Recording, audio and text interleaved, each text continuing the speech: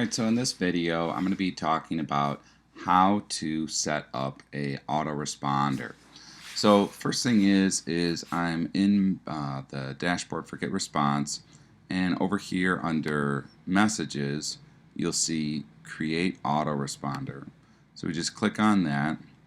Now, real quick to clarify, there's two types of messages you can send out. There's autoresponders and newsletters. Okay.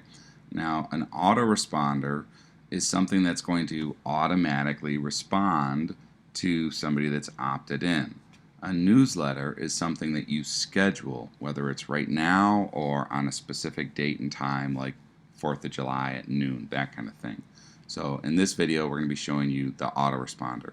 Now, there's a bunch of different options here. Really, all we're going to focus on is this very first one, which is time-based.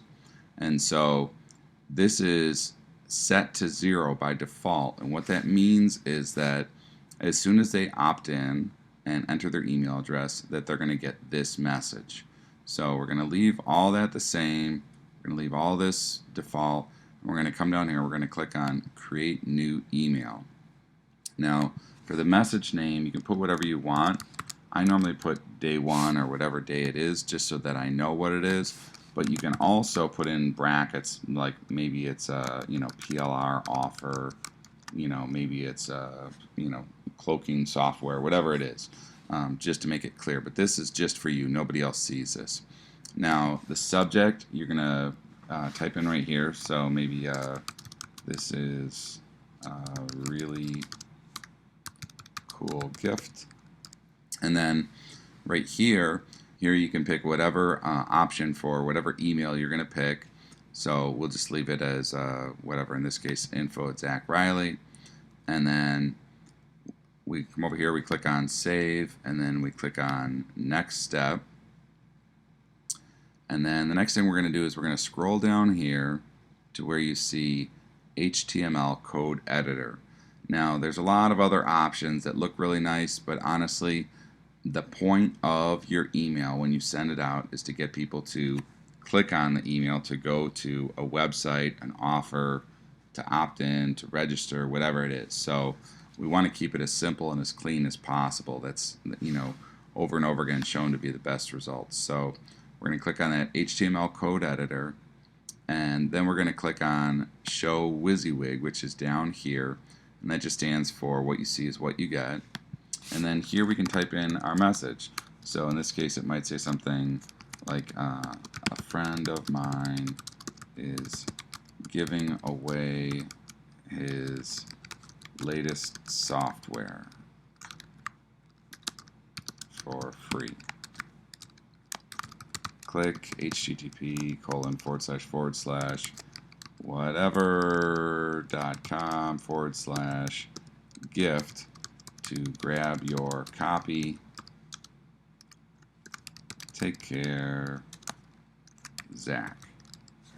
Okay, now if you just did this, it would be okay, but there's a couple things we're going to do.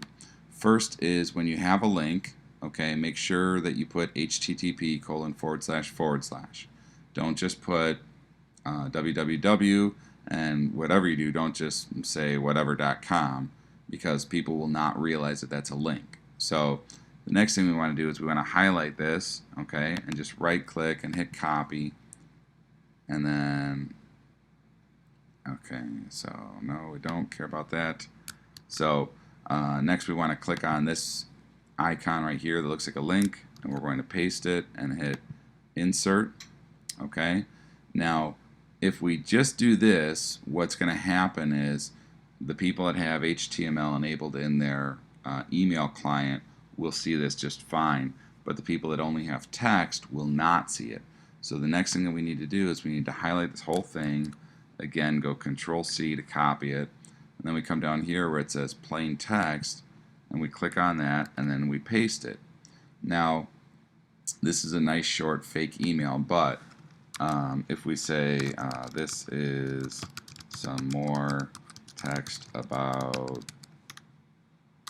really cool things you should read, and I'm just making this up just to make it be a longer sentence, then what you want to do is you want to come over here and click on wrap long lines, and that way it'll automatically format it so that it'll look good on a smartphone or a tablet, Android, iPhone, whatever.